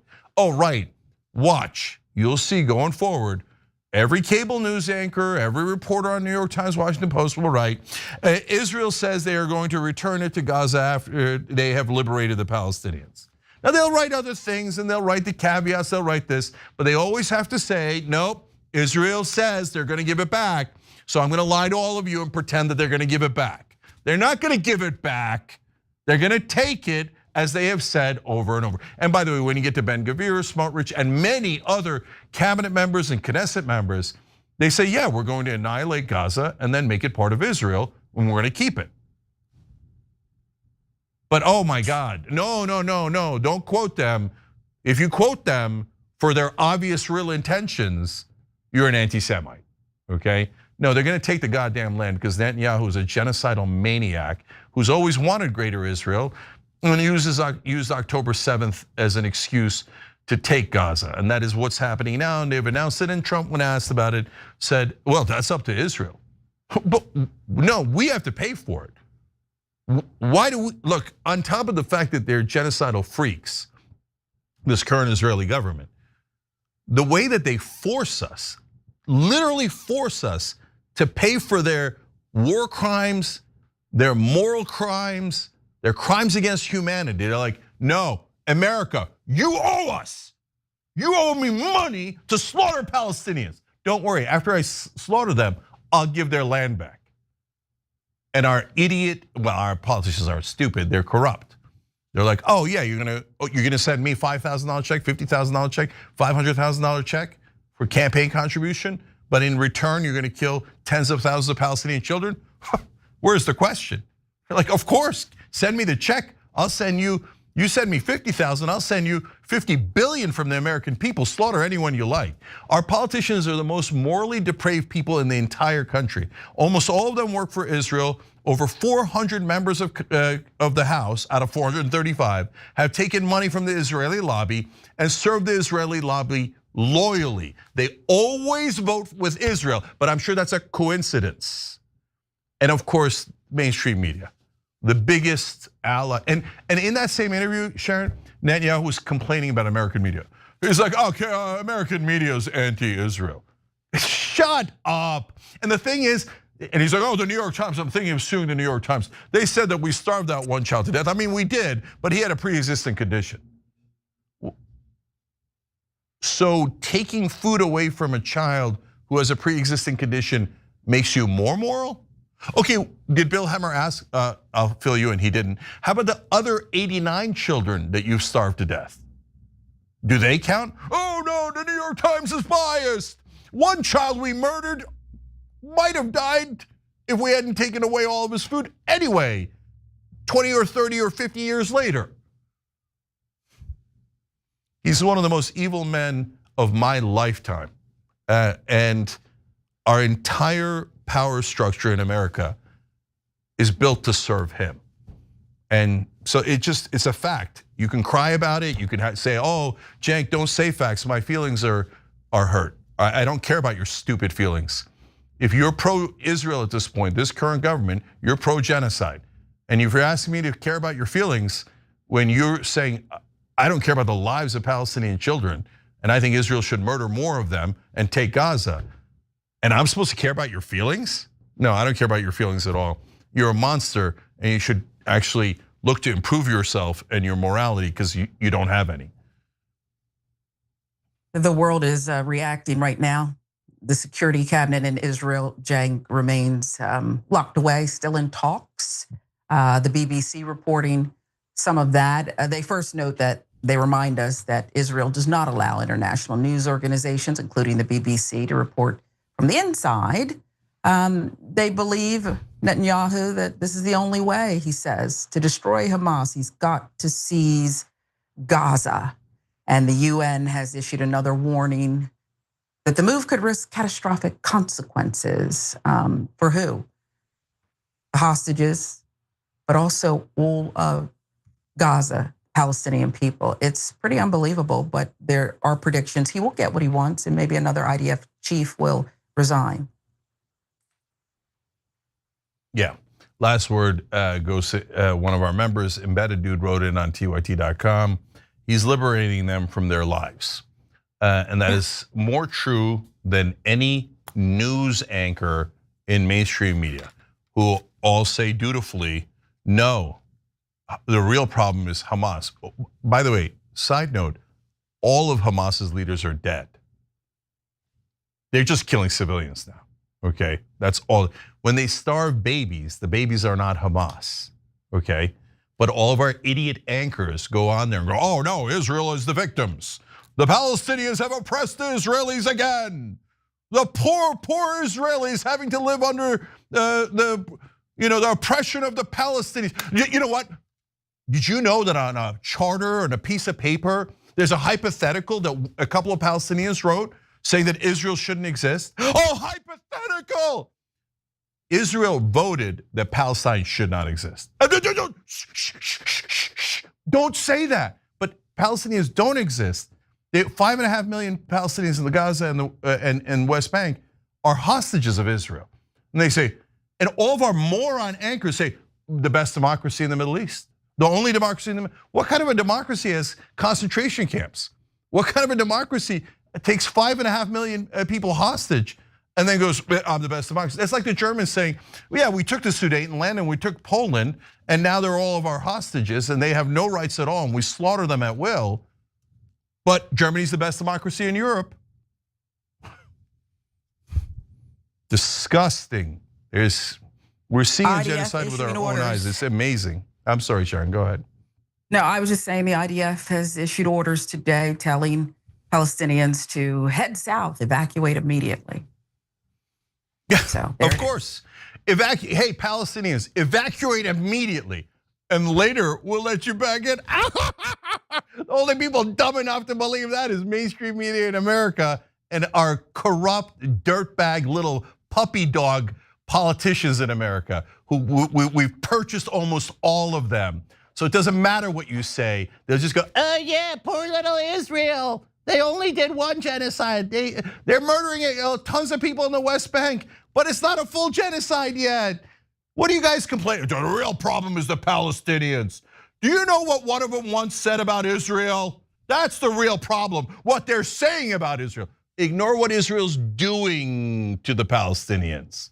No, Israel's not the victim. It is a massive genocidal aggressor.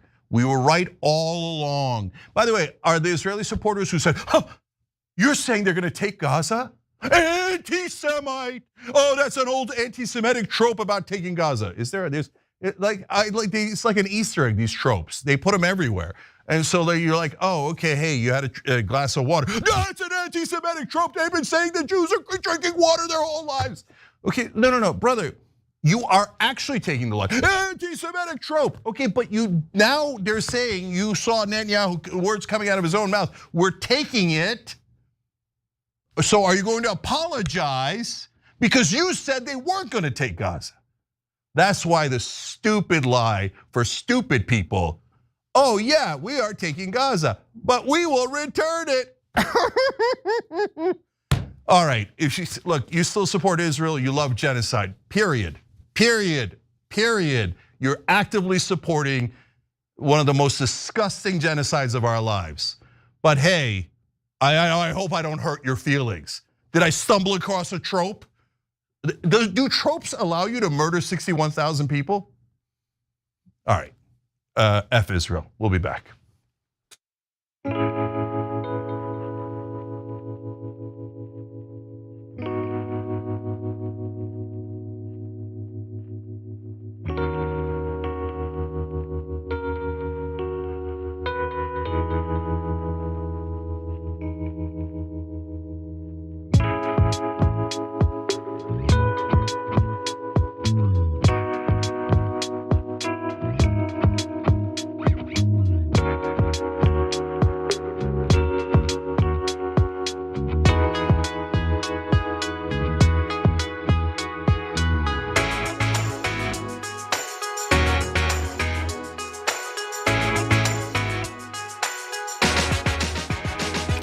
All right, so I'm gonna read almost all these blind, but let's do it. Octo Squiddies on Twitch writes in, if you haven't watched Cenk's talk with Richard Wolff, you should. I agree more with Wolff's more socialist point of view, but it was interesting how much they both agreed on from completely different perspectives. Definitely worth the watch. Thank you, brother, for saying that. So you check it out on tyt.com/press. So as Anna was talking to Tucker Carlson, I was talking to Richard Wolff, and Richard and I'm a capitalist, he's a socialist, and then some. Wound up agreeing on so many things. Tucker and Anna wound up agreeing on foreign policy, Israel, Epstein files, etc. So the political spectrum is now, in a sense, a wonderful mess. So like Ben Cohen from Ben and Jerry's, one of the most progressive guys in the country, went on Tucker Carlson. Again, they agreed on a whole bunch of things. People have been trying to divide us. Oh, communist, fascist, racist, this, that, this, right? No, we agree on a ton of stuff. We just have to get past the world's most corrupt media. That's the American media. So let's go to TYT.com. Helen 007 says, Trump University did timeshare-like presentations with a cardboard cutout of Trump. Unbelievable that so many people signed up. I know. The one thing Trump loves the most is robbing his own supporters. If you trust Trump, he thinks you're a sucker and a loser and that you should be robbed. Eclectic Miscellaneous says, so basically, Mothership was charging 98.4% fees for donating through them. That's even worse than Ticketmaster. Indeed. Eclectic wrote back in and said, what's worse than being blackpilled? Whatever it is, I think I'm about there when it comes to Israel's genocide in Gaza. I can't say enough bad things about Israel. And everybody go catch feelings for your genocidal government. Oh yeah, don't criticize us. Oh, I'm only in favor of slaughtering children. No, it's your fault. It's your fault for saying facts about it. You should shut up. And if you don't shut up and serve Israel, you're an anti-Semite. By the way, including all the Jews that are voting for Mamdani, including all the Jews in the peace protests, including all the Jews speaking out against the genocide. I mean, you'll see it in a minute. Dershowitz was out there going, oh, you're an anti-Semite, you're an anti-Semite. The guys he was accusing of being an anti-Semite were Jews. Because facts need not apply, logic need not apply. You have to bow down to that foreign government. Otherwise, you could be I was gonna say you could be the top rabbi in America and you'll still be called an anti-Semite. That literally happened yesterday. I was debating Rabbi Shmuley and I said, the top rabbi in the country, the guy who is the representative of the largest denomination of Jews in this country, Rabbi Rick Jacobs, said that Israel had gone too far and that that they need to turn around. And Rabbi Shmuley called him an anti-Semite. The biggest rabbi in the country, and he's an anti-Semite. There's no end to it, no end to it. Ashuri Izumi said, how is Israel any different than Nazi Germany?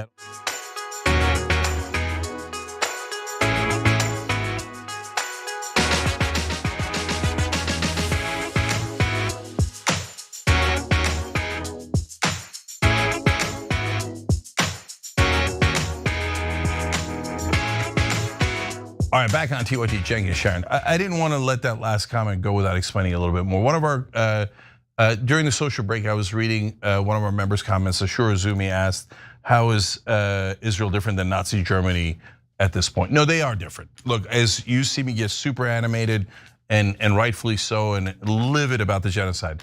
But there is a difference between a genocide and a Holocaust. A Holocaust is when you try to kill the entire race.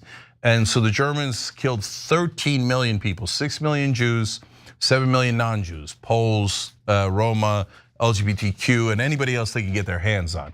And I don't mean in war, I mean civilians, gas chambers, etc. So is that a different level? Yes, it is definitely a different level, okay? That doesn't mean that genocides that aren't Holocausts or don't have gas chambers are okay. No, they're not okay. They're terrible, they're despicable, okay? But we should be clear about the difference between the two. All right, Sharon, what's next? Blame game. Watch this. Before we begin, I'd like to say a few words about the shooting at Fort Stewart in Georgia.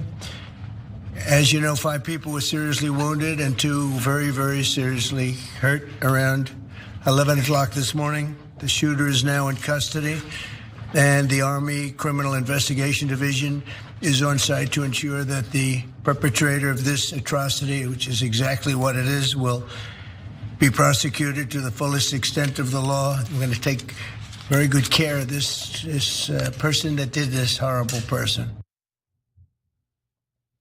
So there you have President Donald Trump reacting to the news coming out of Fort Stewart in Georgia, where 5 soldiers were injured by a fellow Army man. Trump surprisingly kept his remarks quick, simple, withholding any unjust accusations because, of course, this investigation is still ongoing. Can't say the same, though, for Tommy Tuberville. After initial reports about the shooting began to emerge, one MAGA account on X tweeted a snippet from a Fox News report. Listen. The 2nd Brigade combat area is the location of the active shooter, according to authorities there on post. The scene is very active, they tell us. No information on the suspect. Fox can confirm People are hurt in this, and what we're being told is casualties, and you know that could mean hurt or worse. So we'll call them casualties. We don't know the conditions of people. We don't know if anyone has been killed, but we know people are hurt. We are monitoring the situation. We'll bring you information as we can get it. All right, so that, as the story was breaking minute by minute, second by second, video literally stated the scene is very active, no information on the suspect. But Tommy Tuberville, somehow, he knew everything, okay? He's clairvoyant, I guess. Quote, tweeting the video with this: praying for the safety of everyone in Fort Stewart. This is the direct result of the radical left's constant demonization of law enforcement and our military service members. Okay, Jenk, so we can get into how wrong Tuberville was in just a moment, but just the reaction to his posts in real time. Yeah, so look, I've been covering politics now for way too long, over a quarter of a century. We've been doing Young Turks for over 20 years online. And so I've seen a lot of things change over that time. And so about 15 years ago, just to be conservative, if somebody had said something this outrageous and this wrong, there would have been a lot of consequences. It would have been a huge news story. It would have been like easily the biggest news story. We weren't sure we were going to do this story today, right? Because people are constantly making everything up now, saying the most outrageous things with no evidence, no facts. So back in the old days, there would have been a lot of coverage of should Tommy Tuberville resign, because what an outrageous thing that he made up on the spot. We had no idea who the shooter was or why he did it. Even at this late date, we're not sure why he did it. But he worked there, and he did go and fire at his co-workers, so that gives you some clue. One clue that he was not a deranged leftist against the United States military is that he was in the United States military. Actually, that's the only thing we knew about him at the time. But that didn't stop Tommy Tuberville. So he just made up stuff, smeared the other side. And will he apologize? Of course not. Will there be any consequences? Of course not. Will anyone even remember this story within a week? Nope. Because Tommy Tuberville will make up new things. Donald Trump will make up 200 new things by then. The corporate Democrats will make up, oh, we care so much about the Gazans. Give me money, Israeli PACs, okay? It's so many lies and lies on top of lies on top of lies that this will get lost in the haystack of lies. But you should be outraged when a guy like this is basically insulting your intelligence, right? And he's trying to demagogue. And if you're on the right, he's trying to get you to hate the other side. Facts be damned. Don't worry about it. And don't worry about how both sides are robbing you blind. Just hate the other side without any facts at all. That's what's happening. Well, as you know, Cenk, he cares a lot about the military. Remember, he was holding up those promotions in the past for his own agenda. Here are the details of this one. U.S. Army Sergeant allegedly shot and wounded 5 other soldiers at Fort Stewart in Georgia using his personal handgun, officials said. Shooting at the 2nd Armored Brigade combat team area was reported at 10:56 a.m. Suspect, automated logistics sergeant Cornelius Radford, apprehended at 11:35 a.m. According to Brigade General John Lubis, 3rd Infantry Division in Fort Stewart, Hunter Army Airfield Commander, there's this. Motive is not clear. Shooting involved the 28-year-old Randolph's co-workers and was at Radford's co-workers and was at Radford's place of work. He used a personal handgun, but it's not clear how he brought it into the workplace. 5 soldiers injured, expected to recover, 3 of whom have already been released. Sergeant's father, Eddie Radford, age 52, lives in Jacksonville, said this in an interview with the New York Times late Wednesday. He hadn't noticed anything unusual about his son's behavior recently, didn't know what might have led him to attack his fellow soldiers. It's hard for me to process, he said. So even the father of the accused doesn't know what led to this. Elder Radford did tell the Times his son, who is black, had been seeking a transfer after complaining to his family of racism at Fort Stewart, where he had been stationed for several years. To be clear, this is not necessarily the motive. Still working this active investigation. Mr. Radford also said his son did not have a history of serious mental health issues. though he sometimes dealt with depression tied to the death of his mother, which happened when he was a child.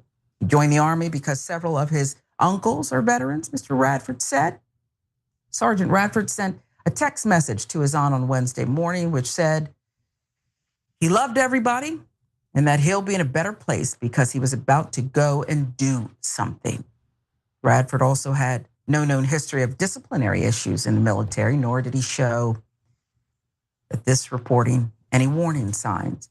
The only blip was Radford had been arrested for DUI in May. He was charged with driving under the influence, running a red light, something the Army was unaware of until the shooting. But of course, with all of these unanswered questions, Tommy Tuberville still believes he knows exactly what went down here and why, which is why his tweet is still up on his profile, Cenk. Because they just don't care anymore. There's no accountability, there's no consequences. So just make up stuff but make sure you get your own side really angry at the other side so they can't see straight. And so when they can't see straight, that's when we pull up the Brinks truck in the back and steal all the money. Oh, did we just add $4 trillion to the debt when we ran on cutting the debt? Remember when the Republicans pretended they were going to cut the debt? They added $4.1 trillion to the debt in that bill.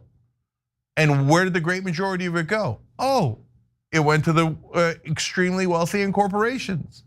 But hey, I bet that shooter was a left winger, and the left wingers make get you so to hate the cops and the military. Dude, you're trying to get people to hate the left wingers as you're pretending the left wingers are trying to get people to hate the military and the police. This has nothing to do with any of that. He was military. All right, you guys get it. Look, last thing on this is Tommy Tuberville is the new reigning champion. He's, for a long time, Louis Gohmert used to be the dumbest man in American politics. He retired. We're gonna tip our 40 to Gohmert later. But now it's Tommy Tuberville. And I mean, how did this moron coach a football team? So anyways, he'll make up 1,000 more things going forward because both because he's a bad guy and because he's not bright enough to do it in a sophisticated way. So he'll be like, oh, them bad, them did it. The left did things. What did they do? I don't know. Hate the left. Okay, Tommy, got it. Donors, did you get all the cash? You got all the cash? Mainstream media, you did the getaway car, you covered all our culture wars so that nobody noticed the robbery? Good.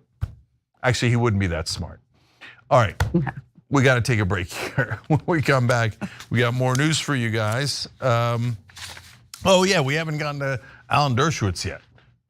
So everybody, it turns out, you're gonna be shocked to find out everyone's an anti-Semite. We'll be back. Anti-Semitism.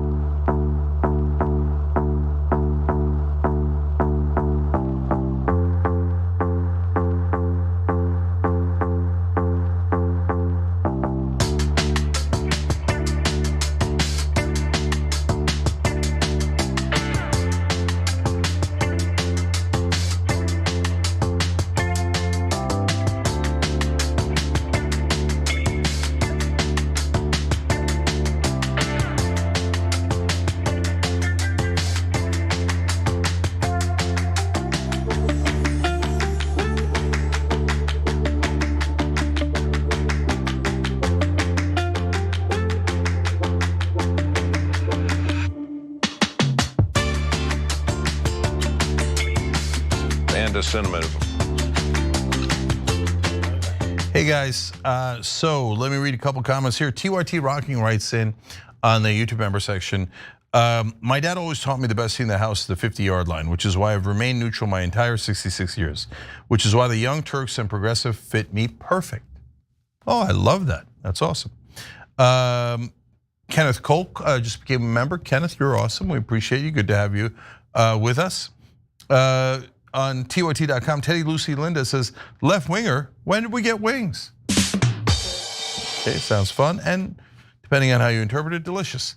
CB1 says, Bibi knows no one will stop him, so of course the psychopath will continue. That is of course true, and obviously true. All right, now, someone who's challenging my idea on politics. I like it. Let's see what happens. The dragon that never trusts the corrupt says, Cenk, your logic baffles me to no end. You're claiming both sides of Congress are corrupt, I think you mean, and they absolutely are.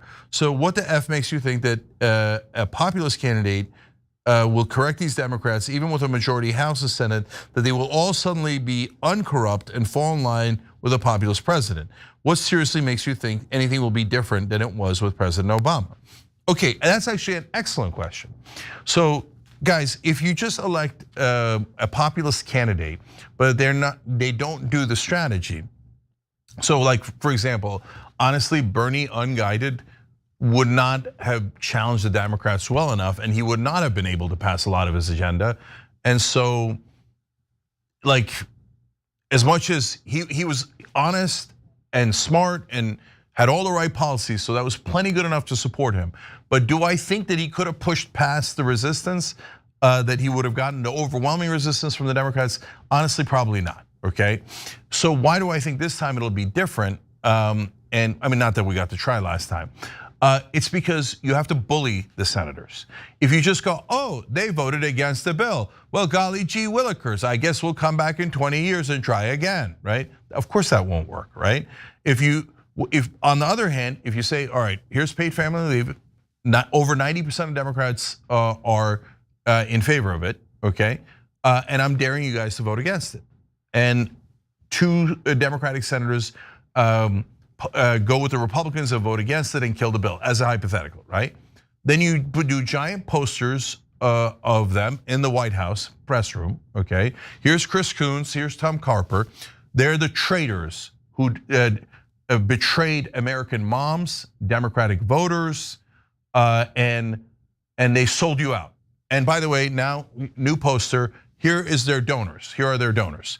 And these donors gave money to make sure that moms didn't get 12 weeks off. And so I'm going to campaign in Delaware and make sure they both lose, and you should all hate them. The next time there's a bill, they're gonna be a little scared and they're gonna vote with you.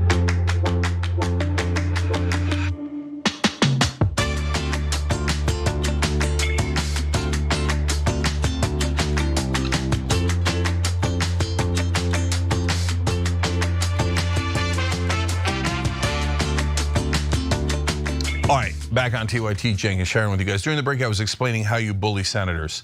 If you say, oh, well, that can't work, that sounds unrealistic. Donald Trump just did it. I mean, he did it for no goddamn reason other than personal aggrandizement, right? But he just showed you how to do it. It's not that hard at all, at all. It's just Democrats say they won't because, oh, civility, because they don't want to. Anyway, Sharon, what's next? A pierogi gate, goody.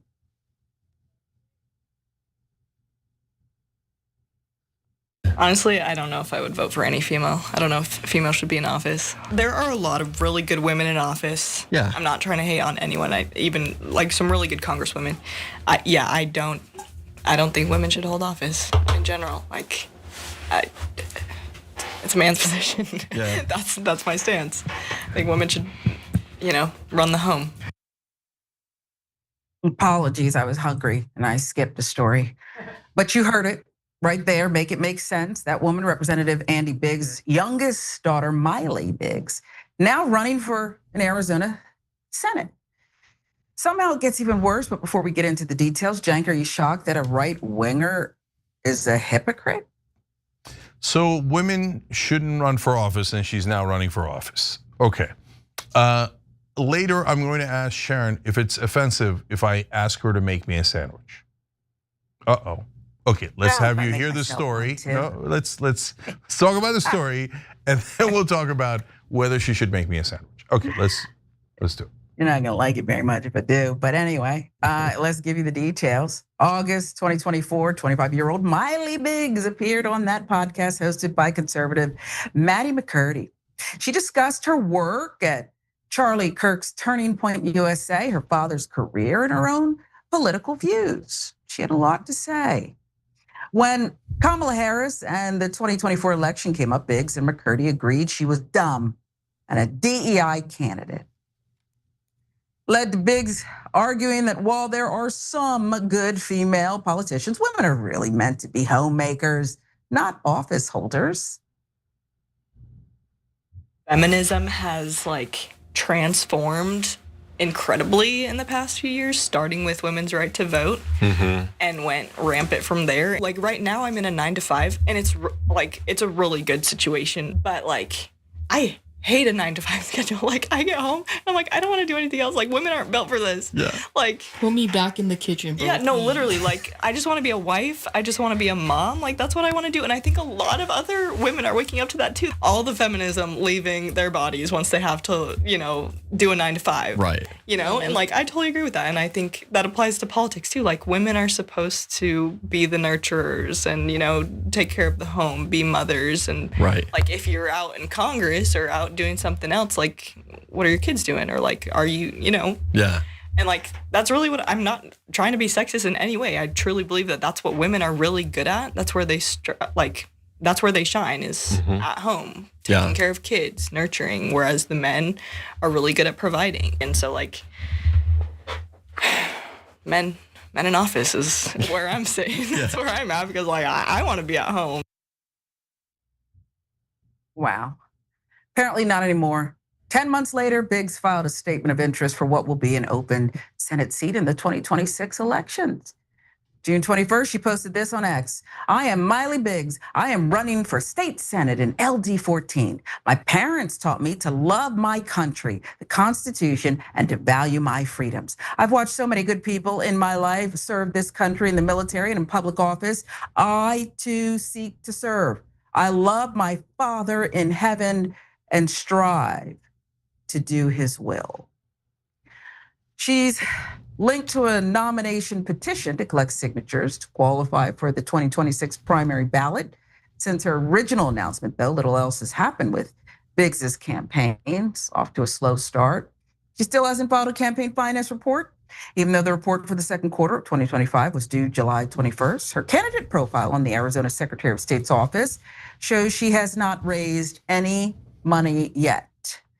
So maybe she remembered that she's against women holding political office and decided to quietly slink away. That we just don't know.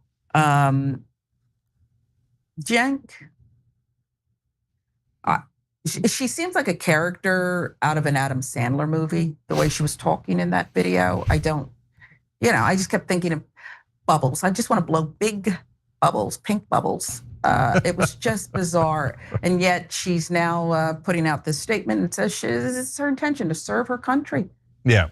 So look, I debated this right-wing woman probably over a decade ago now. And I angered some on the left because in that debate, that my recollection is that woman kept saying about how women are not up to the job that men are up to. Like, and I forget all the different ways that women were somehow inferior to men, right? And they needed to stay at home and all that stuff, right?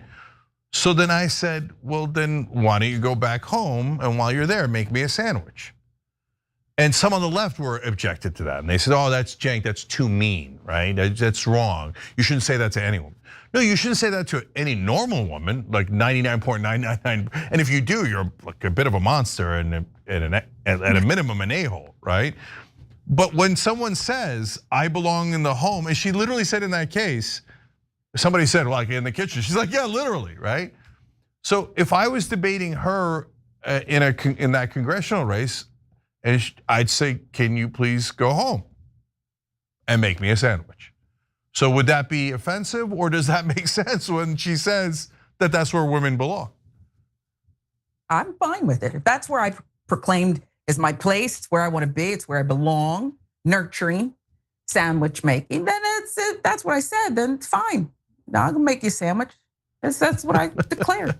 Sure. So, and of course the point is, guys, like if you're in the arena and now you're running for office, but you say all other women should stay at home and make sandwiches, that is like record-breaking hypocrisy, and you gotta get called out on it.